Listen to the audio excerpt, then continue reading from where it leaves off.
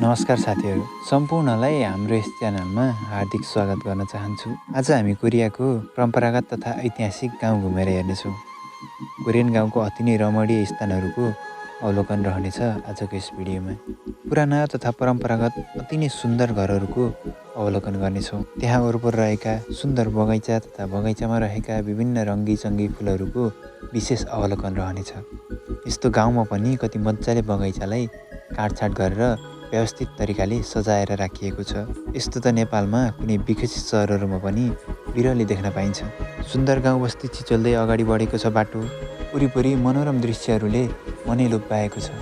धेरैको मानसपटलमा आउन सक्छ कि कोरिया भन्ने बित्तिकै ठुला बिल्डिङ र अग्ला भवन भएको एक विकसित देश हो भनेर। तर आजको यस भिडियोमा हामी कोरियाको गाउँ घुमेर हेर्नेछौँ।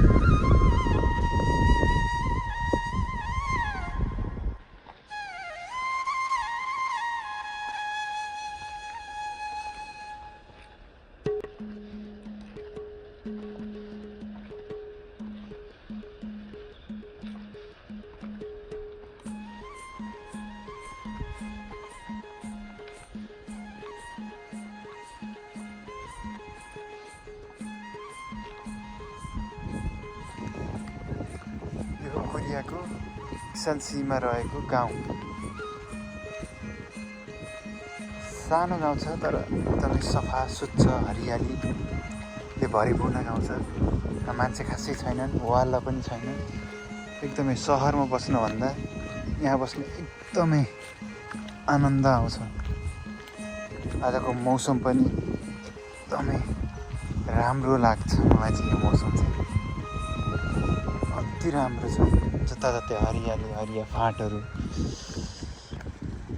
यतापट्टि सबै कृषि धर्ममा लागेका छन् मान्छेहरू। अति नै टाढासम्म एकदमै हरियो र उपत्यका जस्तो ठाउँ छ यहाँ चाहिँ। वरिपरि पहाडले घेरेको, बिचमा चाहिँ समतल भूभाग। बाटो सफा छ, स्वच्छ छ, हावापानी एकदमै राम्रो छ, अति नै राम्रो। कोरिया सुन्ने बित्तिकै अर्कै सहरी दृश्य आउँछ हाम्रो मानसपटलमा। तर कोरियामा यस्तो ठाउँहरू पनि रहेका छन् जहाँ सहरी परिवेशबाट निकै टाढा अथवा अछुतो रहेको छ यो ठाउँ चाहिँ।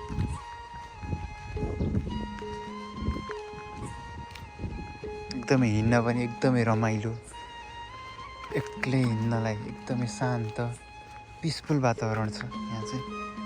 कोही छैन, केही छैन, आनन्द यसरी नै हिँडिरहँ जस्तो एकदमै राम्रो छ वातावरण। यहाँ चाहिँ परम्परागत रूपमा बनेका घरहरू देख्न सकिन्छ। एकै ठाउँमा गुजुप्प गरेर बसेको छ यहाँ बस्ती। कुनै कुनै ठाउँमा आधुनिक घर पनि छन् यहाँ। मान्छे त्यति देख्न सकिन्छ, अहिले चाहिँ देख्न सकिँदैन। तर बेलुका भए पछाडि चाहिँ यहाँ मान्छे आउँछन्। अहिले चाहिँ काम गर्नको लागि सहरतिर प्रायः जस्तो यहाँका मान्छेहरू यहाँ बस्ने काम गर्न चाहिँ काम पाइने ठाउँहरूमा सहरहरूमा आफ्नो व्यापार बिजनेसको लागि जाने गर्दछन् यहाँका मान्छेहरू चाहिँ। टाढा टाढासम्म हेरिरहँ जस्तो दृश्य, एकदमै प्राकृतिक गाउँ। पुराना घरहरूले सजाउ भएको।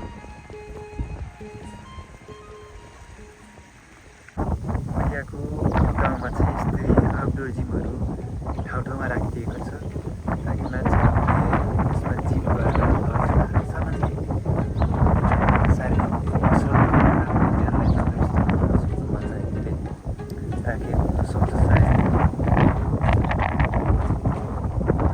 यो चाहिँ कोरियाको परम्परागत घर, परम्परागत तवरले बनाइएको निर्माण गरिएको घर हो यो चाहिँ। एकदमै कोरियामा अहिले चाहिँ यो एकदमै लोपोन्मुख घर जस्तै पनि एकदमै कम देख्न पाइन्छ। यहाँ चाहिँ रहेछ।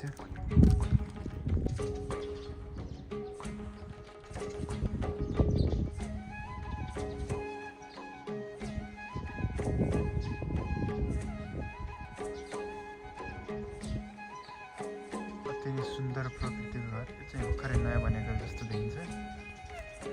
एकदमै राम्रो छ। दिनभरि पर्या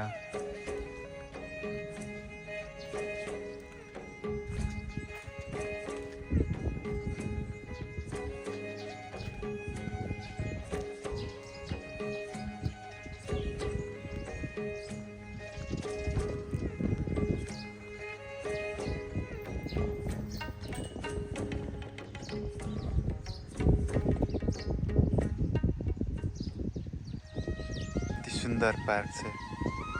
यो पार्क कति सुन्दर तरिकाले सजाइएको छ। राता हरिया फुलहरूले एकदमै, फुल होइन सायद, पातहरूले एकदमै मनमोहक छ। पार्क चाहिँ यति सुन्दर तवरले सजाइएको छ, अति नै राम्रो, अति नै आकर्षक।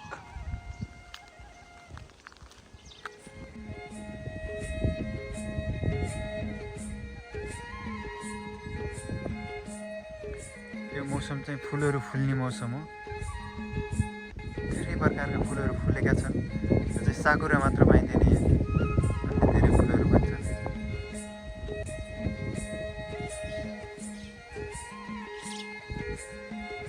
आहा, कति शान्त ठाउँ, एकदमै शान्त छ ठाउँ।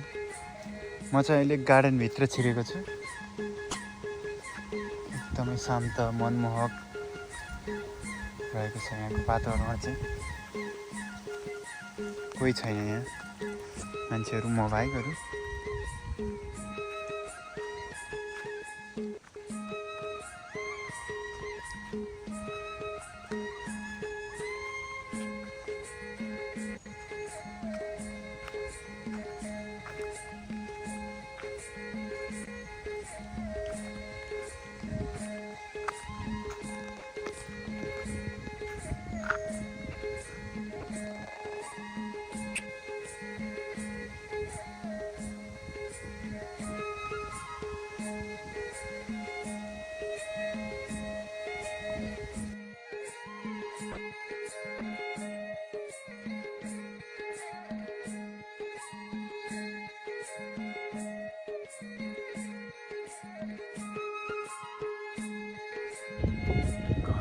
अनि भग्नावशेष मात्र रहेको छ भन्दा पनि फरक पर्दैन।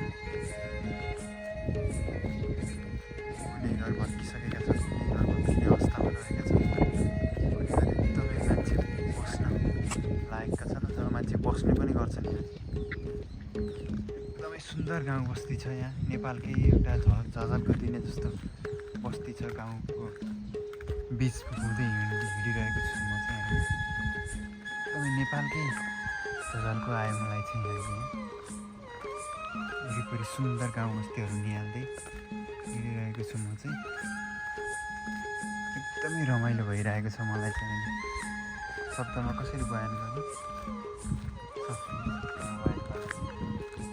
एकदमै रमाइलो भइरहेको छ। सुन्दर गाउँ बस्तीहरू, परम्परागत शैलीका घरहरू छन्। घरमा पार्किङको पनि व्यवस्था रहेको छ। यहाँ चाहिँ एकदमै परम्परागत र आधुनिकताको सम्मिश्रणले यहाँ चाहिँ मान्छेहरू आफ्नो जीविकोपार्जन गरिरहेका छन्, आफ्नो दैनिक जीवन गरिरहेका छन्। र अति नै आकर्षक तरिकाले सजाइएको छ।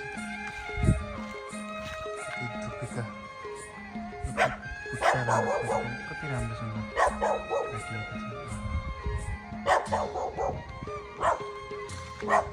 फुलहरू एकदमै व्यवस्थित तरिकाले रोपिएको छ। अगाडि गार्डन, बिचमा थोरै खाली ठाउँ पार्किङ गर्नको लागि र घर। यो चाहिँ ड्रिम हाउस हो मेरो लागि चाहिँ। यस्तै तरिकाले गराउनु एकदमै राम्रो छ। धेरैको ड्रिम होला सायद। अहिले चाहिँ म यता छु।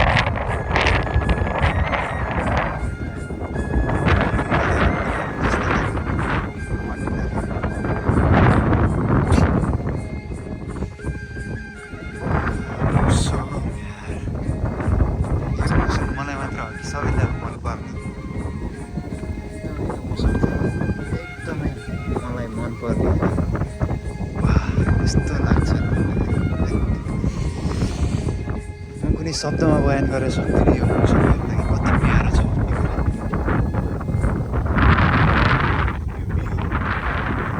धुम्मिएको आकाश, परसम्म क्लियर, एकदमै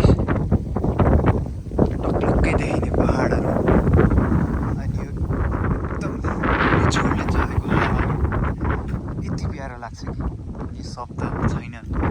मेरो कुनै मानसपटलमा कुनै शब्द याद आएको छैन मलाई। एकदमै राम्रो भ्यू छ।